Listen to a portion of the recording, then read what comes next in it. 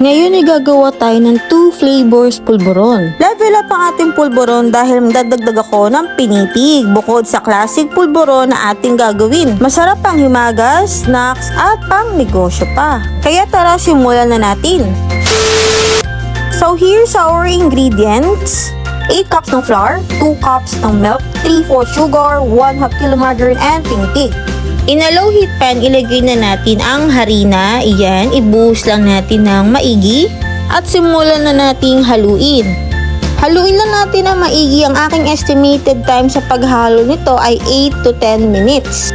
At kapag napansin nyo na may pagka-color brown o toasted brown na ang kulay nito, next ay ilagay na natin ang asukal. Wash sugar nga pala yung inilagay ko dito. Perfect pang bakings, mga pang hotcake, etc. At ihalo lang natin ng maigi. Next ay ilagay na natin ang milk. Ihalo lang ng maigi hanggang sa makombine ito sa ating dry ingredient. So habang inahalo natin to, just a reminder guys, dapat ay patay na ang ating kalan pagkatapos maluto ng ating harina. Next ay ilagay na natin ang melted margarine. Just spread it evenly sa ating dry ingredients at ihalo na lang natin ng maigi sa ating dry ingredients. Next step ay separate ko ng ating combined ingredients para mas mahalo natin ito ng maigi. Just a tip lang guys, mas magandang haluin ito gamit ang ating kamay kaysa sa spatula dahil mas matagal nga ang proseso nito. Just another clip guys kung paano haluin ang pinipig. Ayan, isasangag lang natin siya and kapag color brown na ito, that means pwede na. At bumalik tayo sa paghahalo ng ating pulburon. Haluin nyo lang ng maigi at i-make sure na mahalo lahat ng ingredients. Next step ay i-ready na natin ang pangpino sa ating pulburon. At dahil first time ko nga lamang gumamit ng flour sifter, medyo na-excite nga ang lola nyo at naparami ang lagay. Kaya ayan, hirap tayong magpino ng ating pulburon. At dahil nag-explore pa lang ako at hindi talaga siya bumababa na maigi, ay ginamitan ko na nga ito ng kutsara para mapino ang ating pulburon. Lesson learned guys, kapag gagamit kayo ng ganitong sifter ay kailangan kaunti lamang yung amount ng dried ingredients para mapino ng maigi. At to be honest guys, napakaganda niya naman talagang gamitin dahil legit at effective ang paggamit nito. Sa online ko lang ito nabili guys at napakamura pa, less than 100 pesos. Tsagaan lang talaga guys dahil 1 kilo nga ang aking gagawing pulburon. Pang malakasan. At patapos na nga rin tayo sa pag-serve ng ating dried ingredients.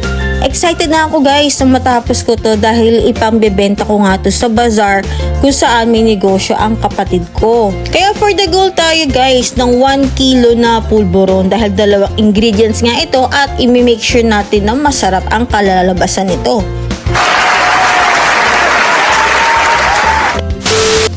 Finally guys, tapos na ang ating 2 flavored pulburon at ginawa ko lang ang pinipig flavor on the other side. And nagagamit na nga ako using this molder. Medium size pa lang aking molder guys. Napakadali nga lang din itong gamitin at sa online ko rin ito nabili.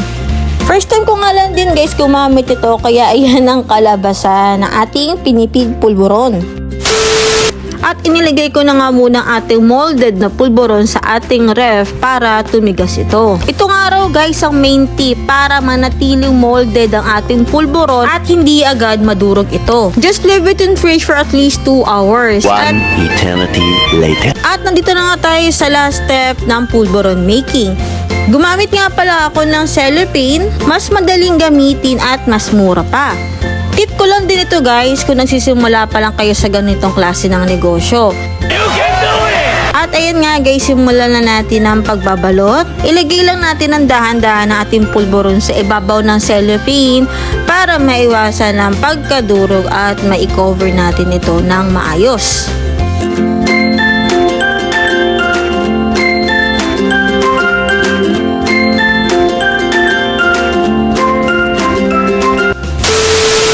And here's our final product guys. Nakagawa tayo ng 2 flavors pulburon.